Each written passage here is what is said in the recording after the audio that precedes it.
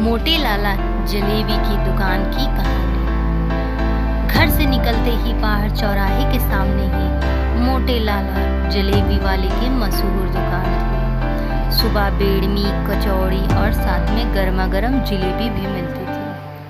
शाम को एक बड़ी सी कढ़ाई में दूध उबाला जाता था जिससे रबड़ी तैयार होती थी और रात को दूर दूर से लोग दूध जलेबी खाने के लिए आते थे।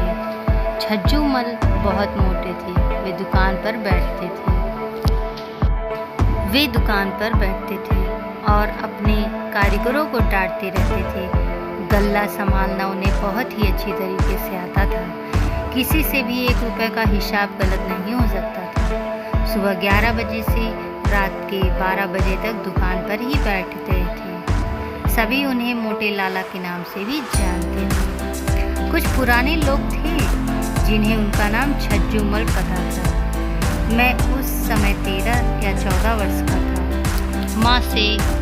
माँ से जाता था 2 रुपए की 2 बेड़मी और 3 रुपए की जलेबी लेके आते थे। वही बराबर में पड़ी बेंच पर बैठकर ही खाते थे। हम 2 दोस्त जाते थे।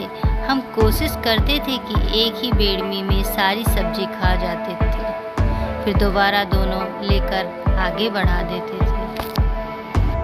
मैं बोलता था, भैया थोड़ी सी सब्जी देना। सब्जी देने वाला लड़का लाला जी की ओर देखता। लाला जी हम दोनों को घूर कर देखते थे।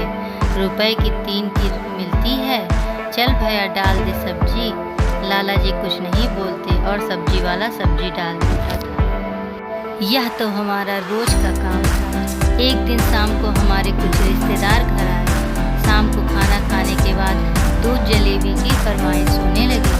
पहले तो मेरी ड्यूटी लगी थी दूध जलेबी पैक करवा कर लाने की, लेकिन तभी कानपुरा वाली बुआ जी बोली, भैया याद है बचपन में हम कैसे छज्जू हलवाई की जलेबी खाते थे? वह अभी भी हैं। मैं बोलता हूँ, बुआ जी यहाँ कोई छज्जू हलवाई नहीं है, हम तो मोटे लाला की जलेबी लाते। पिताजी बोलते हैं, अरे दीदी है छज्जू हलवाई। मुन्ना मोटे लाला का असली नाम छज्जू हलवाई है। पहले वह बहुत पतला था। अपने पिता के साथ केवल दूध जलेबी बेचता था और बुआ छोड़ो ना भैया, वहीं चलकर खाते हैं। सर्दी का टाइम है, गरम गरम दूध और जलेबी, मजा आ जाएगा।